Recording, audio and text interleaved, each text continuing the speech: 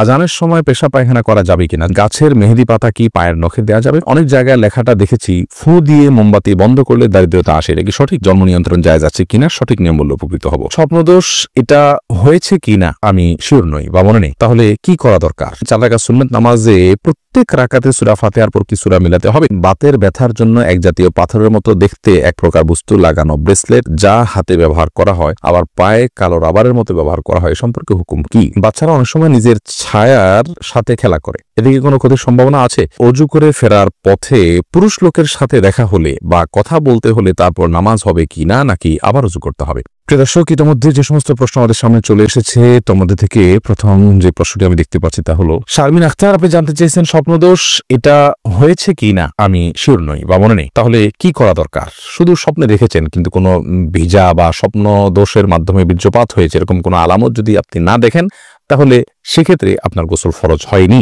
আপনি স্বপ্নে দেখেছেন বীর্যপাত হয়েছে, বাস্তবে বীর্যপাতের কোনো আলামত যদি খুঁজে না পান তাহলে আপনাকে গোসল করতে হবে না। কাজী রিয়াদ, আপনি জানতে চেয়েছেন বাচ্চারা অনেক সময় নিজের ছায়ার সাথে খেলা করে, এদিকে কোনো ক্ষতির সম্ভাবনা আছে?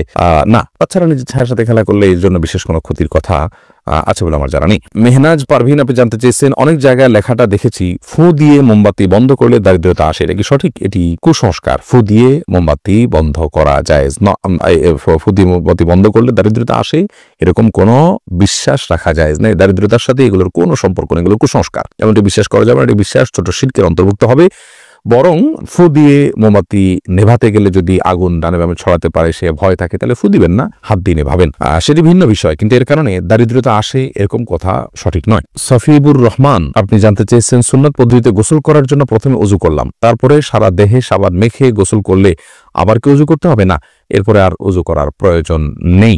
অনেক ওলামায়ে কেরামের মতে লজ্জাস্থান সরাসরি স্পর্শ করলে ওযু ভেঙে যায়। তাদের মত অনুযায়ী আপনি লজ্জাস্থান, এমনিতে গোসলের সুন্নাহ পদ্ধতি হলো যে আগে লজ্জাস্থানে কোনো ময়লা নাপাক থাকলে সেগুলোকে আগে ভালো করে ধুয়ে ফেলা, এরপরে পুরো শরীর ধোবেন, তাহলে সেক্ষেত্রে আর লজ্জাস্থানে সরাসরি স্পর্শ করবে না। তবে লুঙ্গি ইত্যাদির মাধ্যমে স্পর্শ করলে কারোর মতেই ওযু ভঙ্গ হবে না। মিতা নাহিদ, আপনি জানতে চেয়েছেন কিছুদিন আগে আমার বাচ্চা হয়েছে, বাচ্চা হওয়ার কতদিন পর আমি নামাজ পড়তে পারবো বলে উপকৃত হব? বোন মিতা, বাচ্চা হওয়ার পর ব্লিডিং যতদিন চলবে ততদিন আপনি নামাজ পড়বেন না। ব্লিডিং শেষ, তার তখন থেকে আপনি নামাজ পড়বেন।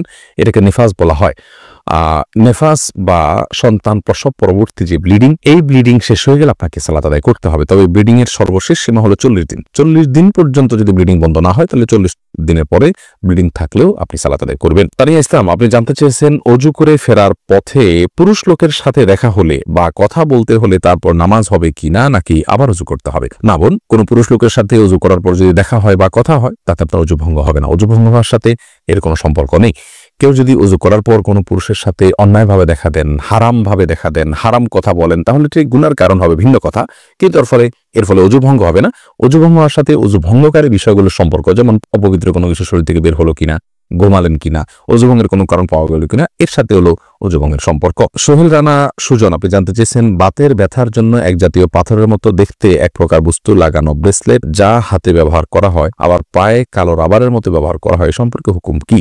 ভাই সোহেল, এই জাতীয় ব্রেসলেটের কোনো বৈজ্ঞানিক কোনো ব্যাখ্যা আছে কিনা যে এটি মানুষের শরীরে বাতের ব্যথাকে দূর করে? যদি থাকে তাহলে এটি ব্যবহার করা যেতে পারে, এবং যদি বৈজ্ঞানিক কোনো ব্যাখ্যা না থাকে, এর যৌক্তিক কোনো লজিক্যাল কোনো কারণ না থাকে, নিছক এটি একটা ধারণা মানুষের থাকে, তাহলে সেক্ষেত্রে এটি ব্যবহার করা জায়েজ হবে না। আলমগীর হোসেন, আপনি জানতে চেয়েছেন স্মৃতিশক্তি বৃদ্ধির জন্য কি কি আমল করতে পারে? স্মৃতিশক্তি বৃদ্ধির জন্য একটি বিশেষ আমলের কথা একটি হাদিসে পাওয়া যায়, বিশেষ সূরা, বিশেষ সংখ্যক বার রাতে 2 রাকাত নামাজ পড়ে। সেই হাদিসটি সনদকে মুহাদ্দিসিন ইকরাম যায়িব বলেছেন। স্মৃতিশক্তি বৃদ্ধির জন্য গুনাহ থেকে বেঁচে থাকা আর স্বাভাবিকভাবে আল্লাহর রাব্বুল কাছে দোয়া করা, এই দুটি বিষয় বিশেষভাবে উল্লেখযোগ্য।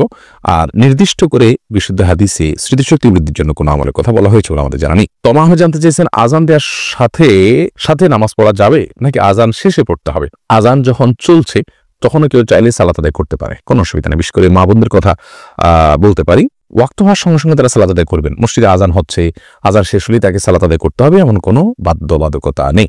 পুরুষরা তো আজান শেষে জামাতের অপেক্ষা করবেন, তারপর সালাত আদায় করবেন। যদি কোনো কারণে তিনি জামাতে শামিল হওয়ার সুযোগ না থাকে, একা একা তাকে পড়তে হয়, তাহলে আজান চলাকালীন সালাত আদায় করলে সালাত হয়ে যাবে। এমন সোহাগ ইসলাম জানতে চেয়েছেন 4 রাকাত সুন্নাত নামাজে প্রত্যেক রাকাতে সূরা ফাতিহার পর কি সূরা মিলাতে হবে? সুন্নাত নামাজ হলে প্রত্যেক রাকাতে মিলাবেন। আরিফিন আহমেদ সাগর, আপনি জানতে চেয়েছেন চিংড়ি মাছ খাওয়া জায়েজ হবে কিনা? জি, চিংড়ি মাছ খাওয়া জায়েজ আছে, এটাকে একসময় আমরা মাকরুহ বলতেন, এখন কেউই এটাকে আর মাকরুহ বলেন না, কারণ এটিও এক প্রকারের মাছ, যার কারণে এটি সম্পূর্ণ জায়েজ এবং হালাল। হালিমা বেগম জানতে চেয়েছেন, গাছের মেহেদি পাতা কি পায়ের নখে দেওয়া যাবে? কোনো অসুবিধা নেই। অনেকে মনে করেন যে মেহেদি পাতা পায়ে দেওয়া যাবে না, যেটি দাড়িতে দিতে হয়, চুলে দিতে হয়, এমন কোনো কথা নেই। তেলও তো দাড়িতে চুলেতে দিতে হয়, পানিও তো আমরা মাথায় দিই, সেটা আবার পায়েও দিই। অতএব এটা কোনো কথা নেই, এমন কোনো কথা নেই যে মেহেদি পাতা পায়ে দেওয়া যাবে না, নখে দেওয়া যাবে না। ইসরাত আলিজা আপনি জানতে চেয়েছেন, শরীরে কোনো অংশে ব্যান্ডেজ লাগানো থাকলে ফরজ গোসল হবে কিনা? যদি কোনো অংশে ব্যান্ডেজ লাগাতে হয়, ব্যান্ডেজ করাটা তার জন্য ক্ষতিকর হয়, অসুবিধার হয়, তাহলে সেক্ষেত্রে যে অংশে ব্যান্ডেজ লাগানো আছে ওই অংশ বাদে বাকি অংশে আপনি পানি ঢেলে যদি ধৌত করেন আর ব্যান্ডেজের উপরে শুধু ভিজা হাত দিয়ে মুছে নেন, তাহলে আপনার গোসল হয়ে যাবে। আর যদি ব্যান্ডেজটা এরকম জায়গায় হয়, কথার কথা পেটে বড় করে ব্যান্ডেজ আছে, তাহলে সেক্ষেত্রে আপনি উপরের অংশে কোনোভাবে পানি দিতে পারছেন না, দিলেই ব্যান্ডেজ ভিজে যাবে, তাহলে সেক্ষেত্রে আপনি অবশ্যই তায়াম্মুম করে সালাত আদায় করতে পারবেন। যে প্রশ্নে আমি দেখতে পাচ্ছি, নাসরিন আক্তার চাঁদনী আপনি জানতে চেয়েছেন, সোনা দিয়ে কি দেনমোহর শোধ করা যায়? যে কোনো কিছু দিয়েই দেনমোহর শোধ করা যেতে পারে। শাহান রাফসান আপনি জানতে চেয়েছেন, নামাজের মধ্যে মুখে যদি দাঁতের ভেতর থেকে কোনো কিছু খাবার বের হয় তাহলে কি নামাজ হবে? সামান্য যদি কণা টনা জাতীয় হয় কোনো অসুবিধা নেই, তাতে নামাজ হয়ে যাবে। দাঁতের মধ্যে কণা ছাড়া তো আর বড় কিছু থাকার কথাও নয়, অতএব এটি জায়েজ হবে ইনশাআল্লাহ। হ্যাঁ, যদি মুখের ভিতরে কোনো খাবার রেখে আপনি নামাজ দাঁড়িয়ে যান আর ওটা খেতে খেতে নামাজ পড়েন, আপনি গিলেন খান, তাহলে তো আপনার নামাজ হবে না। মেহেরুন রিয়া আপনি জানতে চেয়েছেন, দেনমোহর যদি না নেওয়া হয় তাহলে কি কিছু হবে? না, দেনমোহর যদি আপনি গ্রহণ না করেন আপনার স্বামীর কাছ থেকে, ধার্য হতে হবে, আপনি নিলেন না, তাকে ক্ষমা করে দিলেন বা মওকুফ করে দিলেন, তাকে দায়মুক্ত করে দিলেন, তাহলে সেটি কারণে আপনাদের বৈবাহিক সম্পর্কে কোনো প্রকার অসুবিধা হবে না। আল্লাহ তাআলা কোরআনে কারীমে বলেছেন, যদি মেয়েরা দেনমোহরের ব্যাপারে কোনো ছাড় দেয়, স্বামীকে কোনো অংশ ছাড় দেয়, তাহলে স্বামীদেরকে আল্লাহ তাআলা বলেছেন ফাকুলুহু হানি আম্মারি, তাহলে সেটা তোমরা সন্তুষ্ট চিত্তে খেতে পারো, ভোগ করতে পারো, তোমাদের স্ত্রী তোমাদেরকে ছাড় দিয়ে। এমনি মাহমুদুর রহমান জানতেছেন, একামতের সময় মুসল্লিরা কখন দাঁড়াতে হবে? একামতের সময় মুসল্লিদের নির্দিষ্ট কোনো বাধ্য করে দেওয়া হয়নি যে এই সময় দাঁড়াতে হবে। আমরা অনেকে মনে করি যে কামাতের সালাহ বললে তখন দাঁড়াতে হবে, অথবা হাইয়া আলাস সালাহ হায়াল ফালাহ বললে তখন দাঁড়াতে হবে, এরকম কোনো কিছু কিন্তু আবশ্যক নয়। একামতের শুরুতে বা মাঝে যে কোনো পর্যায়ে মুসল্লি দাঁড়াতে পারবেন।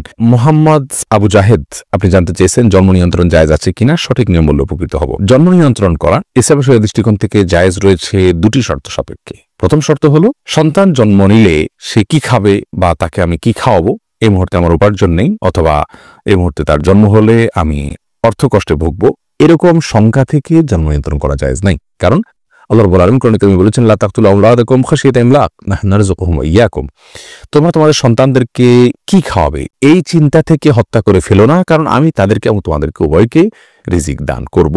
অতএব রিজিকের ভয়ে জন্ম নিয়ন্ত্রণ করা জায়েজ নাই। যদি কেউ এই চিন্তা থেকে জন্ম নিয়ন্ত্রণ করে যে আমার স্ত্রীর স্বাস্থ্যগত দিক থেকে তিনি এখন সন্তান জন্ম দেওয়ার জন্য ফিট নন, অথবা ডক্টর নিষেধ করেছেন যে এত বছর পর্যন্ত সন্তান ধারণ করা উচিত হবে না, অথবা এমন কোনো জায়গায় আছেন যেখানে আসলে এই মুহূর্তে আরেকটি সন্তান হলে সেটাকে লালন পালন করা কঠিন হবে, বা একটা ছোট সন্তান আছে মায়ের দুধ খাচ্ছেন, আরেকটা সন্তান আসলে মায়ের জন্য লালন পালন করাটা টাফ হয়ে যাবে, সেরকম লোকজন নাই, অর্থাৎ পারিপার্শ্বিক কারণে যদি জন্ম নিয়ন্ত্রণ করা হয় সেটা জায়েজ রয়েছে।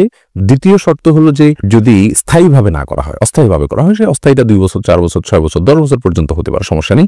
যে অস্থায়ীভাবে জন্ম নিয়ন্ত্রণ যদি করা হয় এবং রিজিকের ভয় ছাড়া অন্য কোনো কারণে জন্ম নিয়ন্ত্রণ করা হয়, তাহলে সেটি জায়েজ রয়েছে। ওসমান গনি আপনি জানতে চাইছেন, আজানের সময় পেশাব পায়খানা করা যাবে কিনা? যাবে, কোনো অসুবিধা নেই। আজান হলে ওই সময় পেশাব পায়খানা করা যাবে না বা দুনিয়াবে নির্দিষ্ট কোনো কাজ করা যাবে না, এরকম কোনো কথা কোরআন হাদিসে কোথাও বলা হয়নি। তবে হ্যাঁ, আজান সময় অবশ্যই আপনি আজানের জবাব দেওয়া উত্তম এবং ভালো। যদি পারেন মুখে জবাব দিবেন, আর না দিলেও কোনো গুনাহ হবে না। অর্থাৎ মুয়াজ্জিন যা বলছেন সাথে সাথে তা বলছেন, আপনি এর পাশাপাশি অন্য কোনো কাজ করছেন। তবে হ্যাঁ, আপনি টয়লেটে যদি থাকেন সেখানে তো আপনি আল্লাহর নাম নিতে পারবেন না, মানে উচিত হবে না, যার কারণে আজান জবাব আপনি সেখানে দিবেন না।